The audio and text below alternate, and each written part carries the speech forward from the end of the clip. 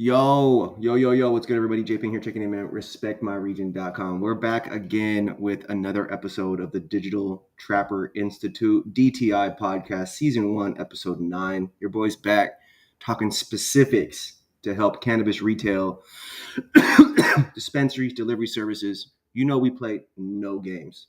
This is a very serious conversation about 10 specific SEO tactics, 10 specific things that you can do from an SEO perspective that is highly likely to increase foot traffic to your retail location or multiple locations. So, in this episode, we're going to talk about a little bit of ecom. We're going to talk about SEO, landing pages, blogs, text messages. We're going to talk about a couple of different things and how I utilize that in an ecosystem that is all data driven, SEO centric, and all about increasing foot traffic to retailers. Okay, so make sure y'all tap in, talk that shit, do what y'all got to do, but we about to go crazy on this topic. Let me go ahead, hit this joint. That dedication OG, Respect My Region Legacy Smalls, available all across California. Next week, available in Washington State. Tap in. All right, you guys. First things first. In today's digital age, SEO, search engine optimization, SEO, plays a crucial role in the success of businesses. Before you go out to eat, before you look,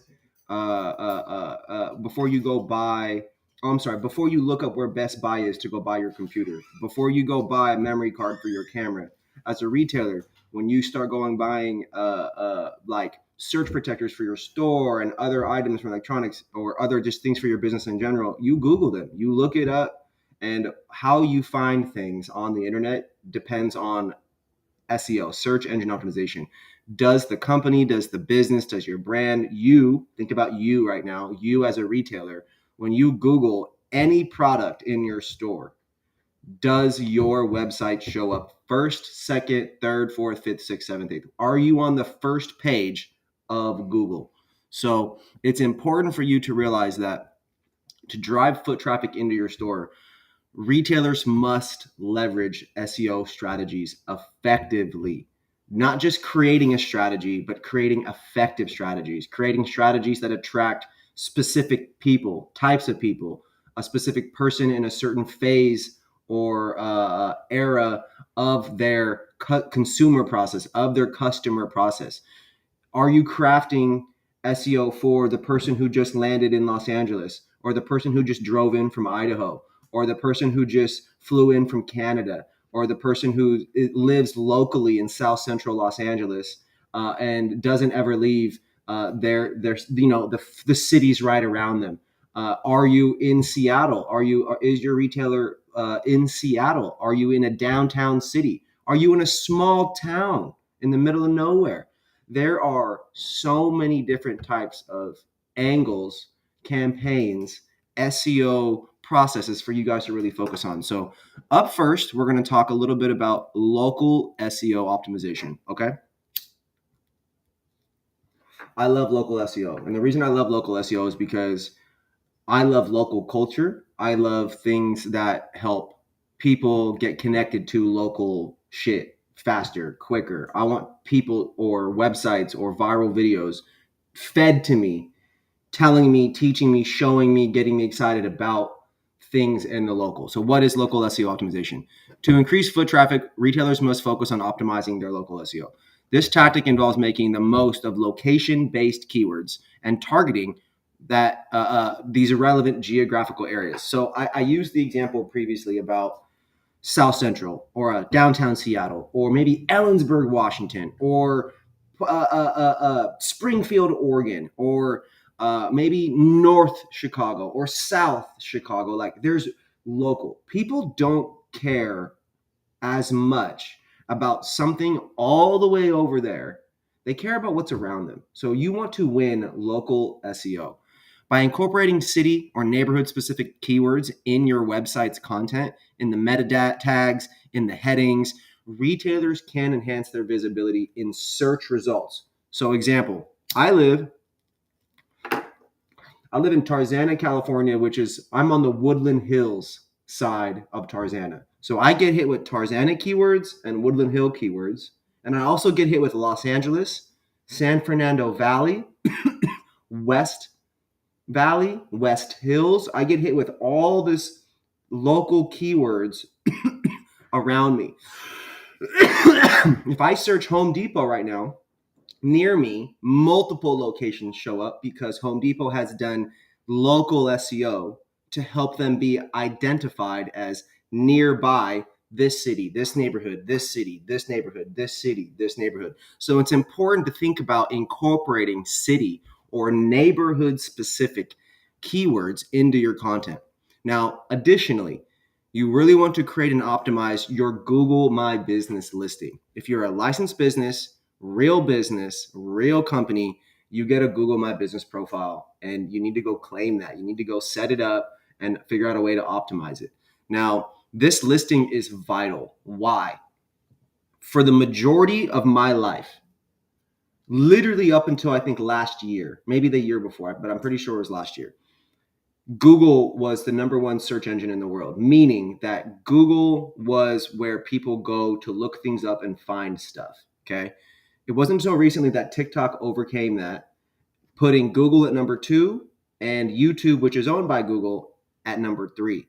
So it is incredibly vital for you to make sure that your business is able to be found and updated, like, it's relevant information on there, recent, on your TikTok, your Google My Business, and your YouTube channel. We're specifically talking about local SEO. The best place for that is going to be the Google My Business. Someone's going to Google you, look you up on Apple Maps. You want your company profile there with updated information.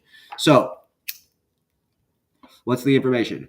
Address, opening hours, making sure that you're responding and solving problems, or just asking your Google reviews, like whoever's leaving reviews about your business, to go follow you somewhere else and to respond, and taking care of them, thanking them, just appreciating people, creating a culture of thankfulness and appreciation. Okay. Additionally, for Google My Business, you want to throw in photos. Make sure those photos have descriptions and tags. What's in the photo? Who's in the photo? What's so on and so forth. All of those things incredibly important. Now, I describe Google My Business as, I feel like it's similar to a social media, but it's a search engine media. So for me, what that means is you want to treat it like it's a profile. You want to treat it like it's a listing. You want to update it and keep it updated and keep posting new things to it and responding to stuff. It's a profile. You want to play that game with it. But at the same time, it's not really a social networking tool from you can go make moves with it and follow and unfollow and stuff like that. However, you can social network on it by responding to actual people leaving reviews on your business. And then if you log in to the email for that Google My Business, you can leave reviews on other business. And again, create a culture of supporting the culture around you and encouraging them to support you back. Hey, we visited your restaurant recently. Really appreciate it. Wanted to just let you know we left a review here. Wanted to invite you back to our dispensary to take advantage of our delivery service options and check us out. Really appreciate you guys and what you do. If you eat out 4 times a month, that's 4 reviews. You eat out 8 times a month, that's 8. You go to 8 different places and 8 different businesses, or 12, or whatever the magic number is. Leave reviews, leave content. Treat Google My Business and the Google platform as a social engine networking tool. That's how I kind of look at it. Second section. There's more that can be dive into that we can do to, I can answer more questions there for sure.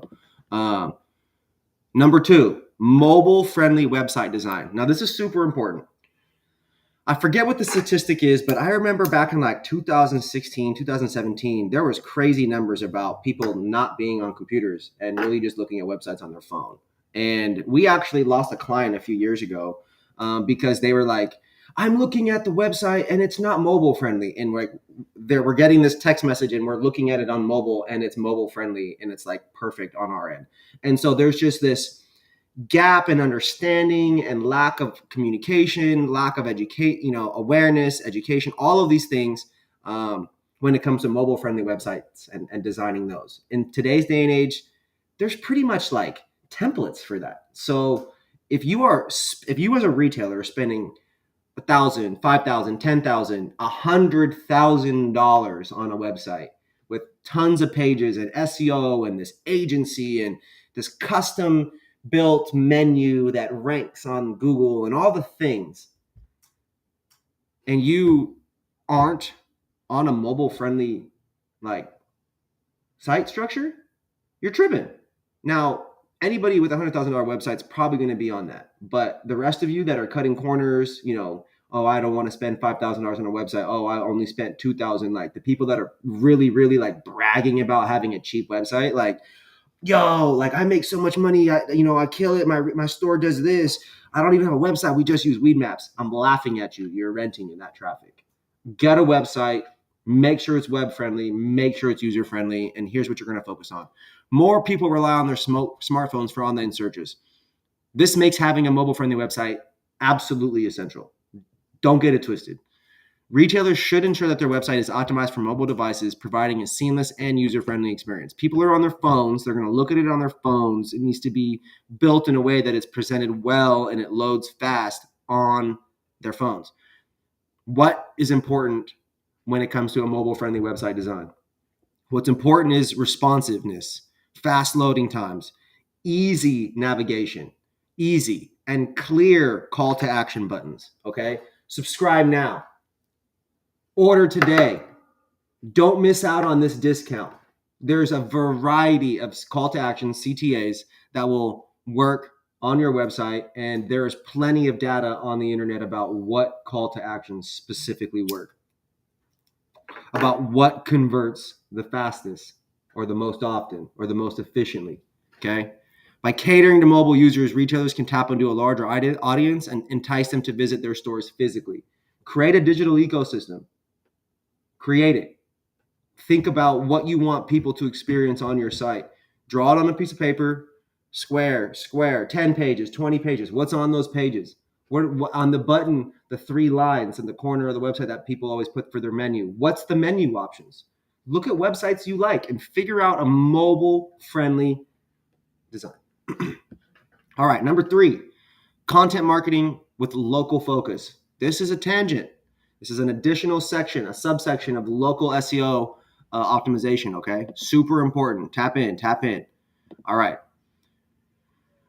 You want to create high quality localized content for a bunch of different reasons. Again, I don't care about some content or a story or updates, or I care a lot less than normal if it's from way the fuck somewhere else, dude. People care about what's around them more than they care about stuff that's farther and farther away around them. That's why we as Americans, we're always late on the news internationally. People think that Americans are so into themselves, and that's because we have a culture of only focusing what's around us. So now that you think about it, the news that you pay for your cable on TV, what shows do you get? The local news, the mainstream news for America. Don't you have to pay extra for the stuff farther away?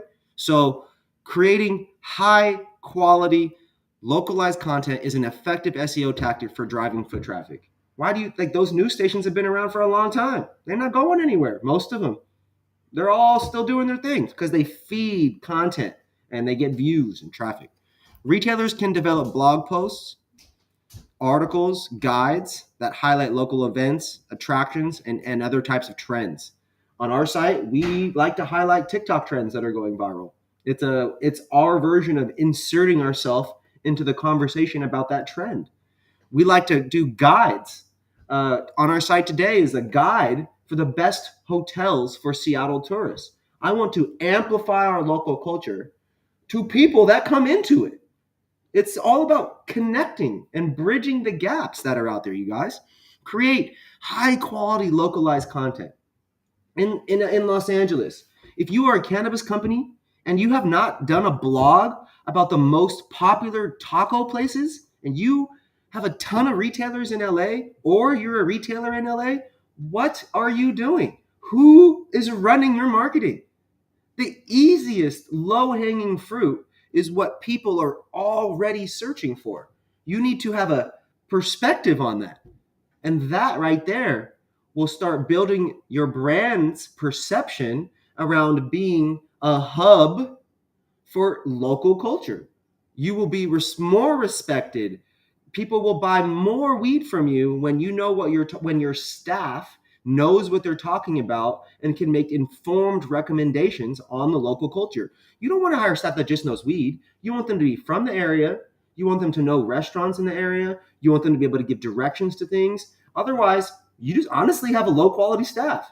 We encourage hiring people and that understand the importance of knowledge, knowing things. What makes a retailer different? Providing exceptional customer service, not just great. I can search great cannabis customer service on Google right now and find a million dispensaries that way. But what about exceptional service? Be different. Localized SEO, local. Know things locally. Promote things locally. Be involved in things locally. By offering valuable and engaging content that resonates with your local audience, retailers can position themselves as an authority and build trust. Talk about things you know, physically support things so you can become in the know about those things, and talk about them on your blog. When you promote something on your blog and you send it to the people that are involved with it, they share it. Your brand created content. It's branded content about someone else, that someone else is going to share it to their fans. The whole point is to get in front of new people and bring new traffic into the retailer. It's so simple. People cut this corner. They cut lots of corners, but I can't stand it when they cut these corners. It's so easy to go to have your social media manager anytime they, are working, just repost local restaurants, repost local barbershops, repost local businesses. It is so easy. They just don't do it. They'd rather waste their time posting stuff about, say, look at me, and look at my new this, instead of supporting the people around them and using it as a social networking tool. Don't even get me started. Retailers can position themselves as an authority and build trust by offering valuable and engaging content that resonates with these local audiences. In turn, this can drive more people to visit their physical stores, seeking personalized recommendations and insights. Hey, I saw your blog online about the best dog parks in San Francisco. I live here. These ones are, do you know which one of these are cannabis friendly? I saw this was posted on your website. Now I'm in your store because I didn't want to comment online and ask and snitch on myself. I wanted to just come in, buy a joint, and see if you guys knew, if any of you have smoked at these places so I can go there. That is what I'm talking about. It's that Google search that leads to an in-person visit with a question and a purpose. And a purchase. It does happen. This is real. Number 4, we're moving on. All right. Online directories and review sites. Retailers can leverage the power of online directories and review sites to increase their visibility and attract foot traffic. Who are the online directories? Weed Maps, Leafly, historically, I think I'm blanking on, allbud.com, I think, pot zone, potstores.com, potguide, I forget. They're out there. You can search online cannabis directories, online cannabis retailer directories, online marijuana, online weed, whatever word you like, and it will pop up. You will be able to find it. Listing yourself on Yelp, TripAdvisor, Yellow Pages, Google My Business, all of those places are incredibly powerful for you to list yourself. So list yourself on numerous places, survey your customers. The person at the front checking people in needs to survey their customers. What brought you in today? How did you discover us? That question you need to know. You want that data.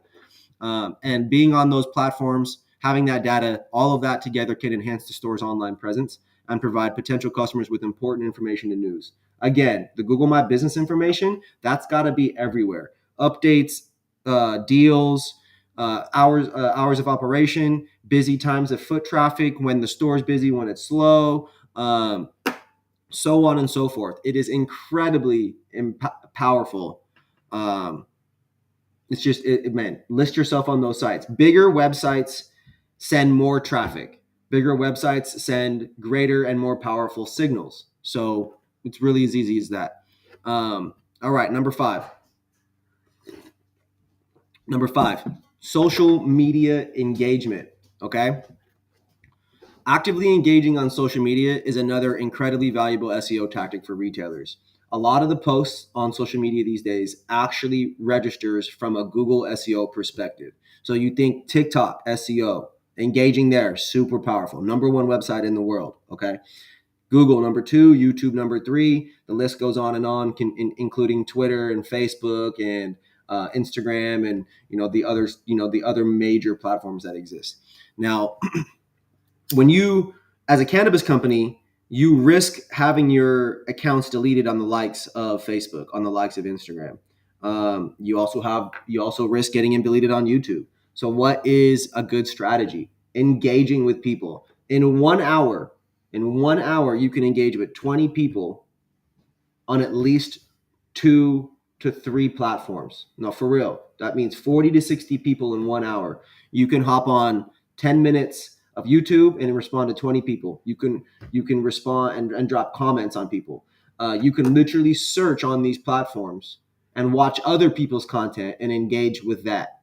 Right? No, I'm not even kidding. YouTube, you can leave comments. You can post, not just uploading videos, posting. You can actually post comments. There's literally a creative post function on Instagram. Imagine how, you guys all know how easy it is to leave comments on Instagram. Go drop 30 or 40 comments on Instagram, bro. Like, for real. It goes a long way when when you're not even like, don't drop emojis. Literally comment something. Find something that you can say that shows them love and then lets them know you exist. Yo, this post is is like honestly super, like, it's okay to talk like this. This post is super fire. We work in cannabis. We're retail. Yo, this looks great. Tap in with us, and let's chat. Yo, this whatever is super fire, is super dank. Hey, I noticed you live in the area. We have a dispensary here. Tap in if you ever are in need. Like, if you operate and sound like a real person and you show real support and it is authentically being placed, it's the people are there. The consumers, the customers are there. People are already buying the weed and posting it online. People are already going to restaurants around you. They're already parking their car and posting that Instagram post with the location tag. Look up the location tags, look up hashtags, find businesses around you, and drop comments on people's stuff. It doesn't always have to be about you. It doesn't always have to be your business posting, your story post. If the only things you're posting on your Instagram or TikTok is about you, you're doing it wrong. You're literally doing it wrong. You should be posting and reposting other people. You reposting someone else is actually is a digital collaboration, whether or not it's like verbally or physically signed or agreed or whatever. You should be reposting other people's stuff so that way, and tagging them so they repost you and you get in front of their fans. Again, social networking. Social media is not an advertising tool only. Social networking, social media. Killing me, guys. Okay. Social media platforms also offer targeted advertising options, which often enable retailers to reach a specific local audience with enticing offers and promotions. Cannabis companies, you guys usually can't run ads. You guys usually can't run Facebook or Instagram ads. You usually are not able to get that pushed through because the Facebook pixel checks out your website and your website is covered in cannabis words. It's just how it works. So what's the workaround around that? Hiring influencers, not cannabis influencers, hiring regular people in the world, regular celebrities, regular sports people, regular politicians, regular businesses, regular repost pages, hip hop blogs, EDM sites. All of those exist in the social media space. Repost pages, advertising avenues, publications, mini influencers. They all exist in these other industries. Leverage them. Ask them to run the ads for you. See who is down to post for you, who's down to engage with you, who's down to run advertising for you. Because non-cannabis companies can run advertising. Getting it to be about a retailer, super tricky. Your name has to not have the word cannabis or weed or marijuana. Your logo can't have 420, the other words I just mentioned, or just a couple other key details. So this is all super powerful in terms of if you can use social media for advertising. Incorporating location-specific hashtags and geotags, super powerful. Again, you don't always have to just post weed and always have to tag your retailer location every day. Go to the restaurant, get your hair cut, go for a walk, do a story, and use the location tags in as many local neighborhoods and local cities around your business as possible. The more content you have out there equals the more billboards you have with your brand on it saying, we do this, I'm here, I'm local to this, blah, blah, blah, so on and so forth. Get better at communicating what you're good at, get better at supporting other people around you and using geotags and location tags. Number 6, local influencer collaborations. This is a segue from the last section. Influencers historically came from social media, YouTube. Influencers also come from TV. It also is your local news anchor. Can also be a coach who's been on TV digitally often. Partnering with local influencers can be a powerful SEO tactic because when their signals, when they start posting things and their signals are on the internet, whether it's Google or Instagram or TikTok or whatever it is, their signals are different than yours. And when you have signals pointing at you, it's not only a cosign, but it's a digital signal that the internet loves. It's two quality things coming together on the internet, which typically provides a better experience for people, whether it's watching something longer or engaging with it or sharing it, whatever it is, right? Keep in mind that these platforms, they want you to post content that keeps people on it and brings more people to it, okay? So partnering with local influencers can be a powerful SEO tactic. By collaborating with people who have greater influence that also align with your brand and audience, retailers can leverage their influence to promote their physical stores. I don't believe in one-offs. I believe in doing something consistently. If you are struggling to afford an influencer once and you cannot do it 2, 3, 4, 5, 6 times, don't spend the money on the one time. Spend the money doing 3 things, 5 things. Spread it across multiple people doing 2 or 3 or 4 or 5 different things. But I don't believe in the one-offs unless you're working with a LeBron James, a Kim Kardashian, a Joe Rogan, a major celebrity that literally gets paid millions of dollars for posts or tens to $100 million for collaboration series. Those people are worth the money because that much money is following everything that they do. And if they tell the people to go buy something or try it, they usually will. What are different types of collaborations when it comes to influencers and celebrities? Sponsored content, reviews, hosting in-store events, meetups, so on and so forth. Like, you want to get them to do creative things that are in their wheelhouse of what they already do and get them talking about you to their fans. And you got to really make sure that the people you're picking, that their audience aligns with your brand. Like, it's super important. In terms of a retailer, bro, like you want it to be local. There's no reason for some Florida influencer to post about a California retailer. There's no reason why I would not most likely never ever pay for somebody not living in my city to do something about my local business. Like, the only way that I would do like someone being somewhere else and is like, if my business is entirely e-com driven, I can ship it nationwide and internationally. They have the ability to run ads on it, and so on and so forth. Like, pretty wild. So I want to shout out all the people involved watching here right now. Big shout out to you guys: Cash, Michael, MJ, Luis, Glow. Appreciate you guys. Farms, a bad thing to put on for branding.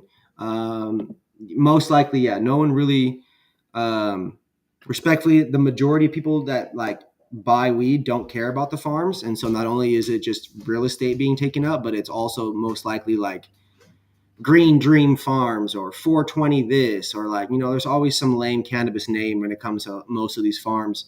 And it doesn't usually help the advertising side of things. But either way, like, a compelling video, compelling content will always break through, typically speaking, unless you're just doing everything wrong. Now, we've got 3 left. You guys ready? I'm sorry, 4 left. 7, user-generated content, aka UGC. Encouraging and leveraging user-generated content can significantly boost foot traffic. How and why?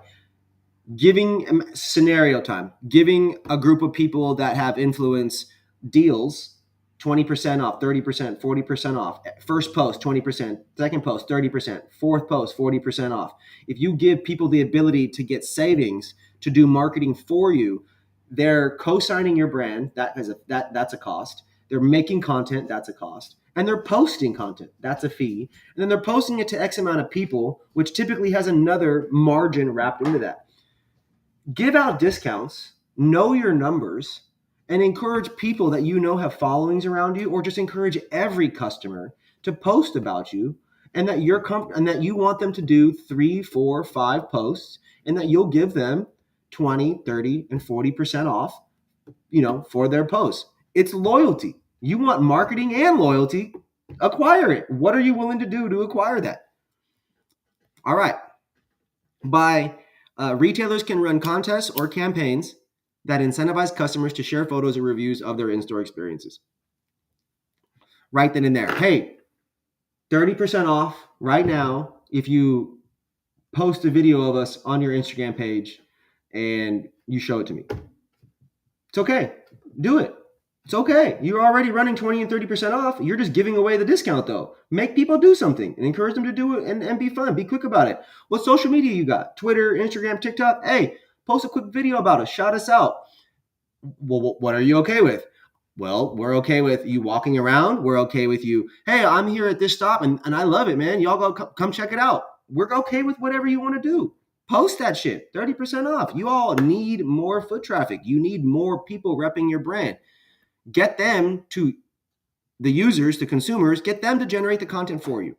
By incorporating UGC on your website, on your social media, and in your online profiles, you guys actually will build a sense of community. Your platform becomes their platform. They get included in what you do. They feel included, and then you're giving them discounts and loyalty to do it. They're now friends and family. You want as many friends and family people running around the region around you, the city around you, the neighborhood, chirping about you. You want a culture of people talking about you in a great way. Yeah, I love these guys. They give me a discount every time I post about them. Wow, that's so cool. Huge. All right. UGC also generates valuable organic content that can positively impact search engine rankings. Again, if your business has a bunch of different social media profiles that are big, small, whatever, talking about you, tagging you, it's going to register. It's going to your profile is going to get love, and it's going to get upgraded in the algorithm, and then it's going to get served to more and more people. The goal is to get in front of more people locally. All right, number 8, local business partnerships. You guys ready? We're at the end of this joint, so it keeps going out. All right, local businesses. Forming partnerships with local businesses can be mutually beneficial and help drive foot traffic. Retailers can collaborate with complementary businesses to cross-promote each other's products or services.